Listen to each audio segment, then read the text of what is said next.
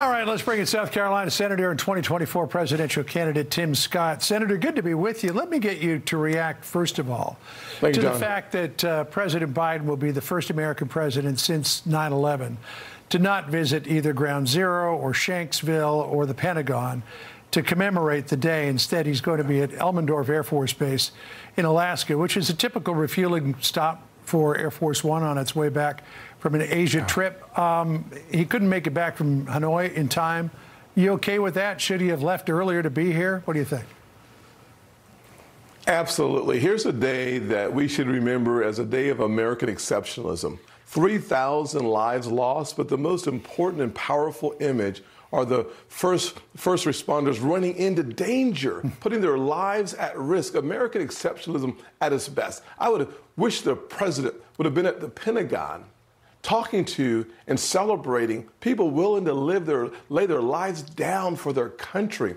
The president should have left early enough to have been there at the Pentagon talking about American exceptionalism and why America continued to provide opportunities and to be the beacon of light, the city on the hill. But once again, President Biden is missing in action. We saw him over the weekend, and the world seems to be talking about that newser in Vietnam where there was this awkward moment. Senator, listen. Thank you again.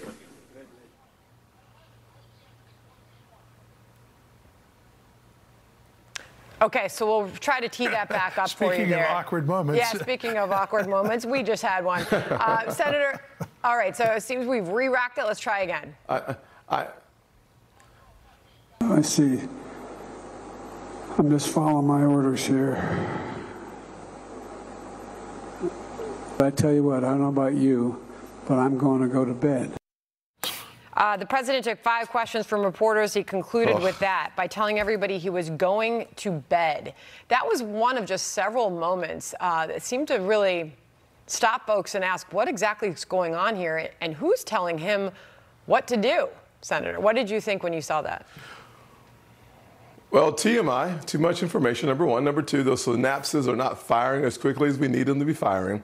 His dereliction of duty is because of his incompetence. What we saw there was just embarrassing for the country, embarrassing again. I liken it to the moments that we've seen, whether it's tripping, whether it's the whole concept of walking and chewing gum. We need a president who's prepared to lead, not only to be the commander of the chief, but also to be the chief executive.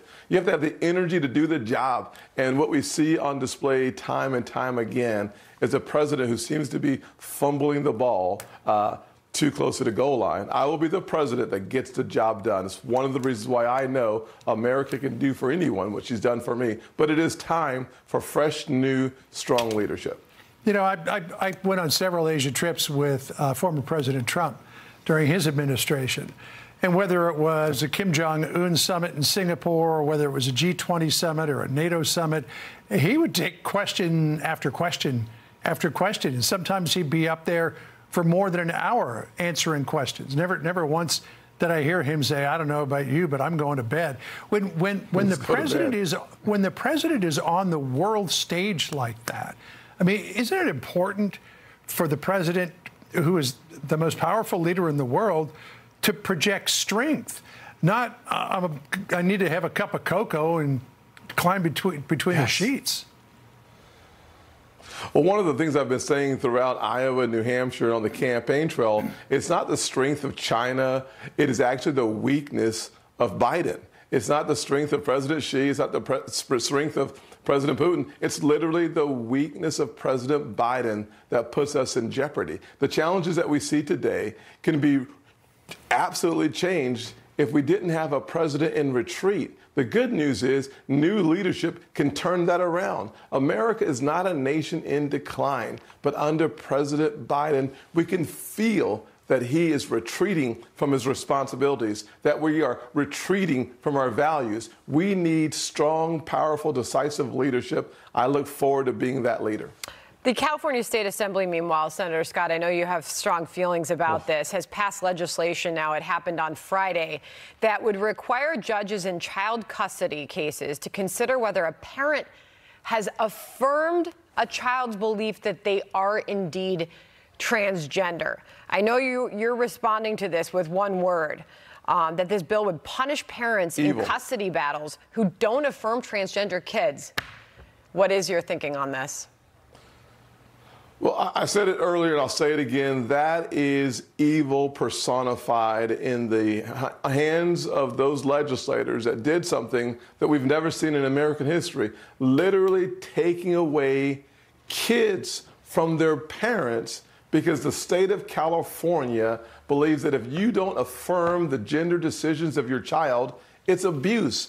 That is evil. We should protect parents. If we want to protect kids, we have to empower parents. And as President of the United States, one of the things I would roll out immediately is a Parents' Bill of Rights. We are going to make sure that we empower parents to be the decision maker for their juvenile kids and not the state of California, not a General Assembly. I can't think of anything more unacceptable and more un-American than a state saying, if you don't actually affirm your child's gender decisions, we'll take your kids because they know how to raise your kids better than you do. That's offensive, it's dangerous, and it's evil. We have to stand as a nation against that vile behavior from the state Assembly in California. Senator Tim Scott, great state of South Carolina, presidential candidate for 2024. Thank you for kicking us off this Monday. Appreciate it. Good to see you. Thank you, Senator. Thank you, sir. All right. All right.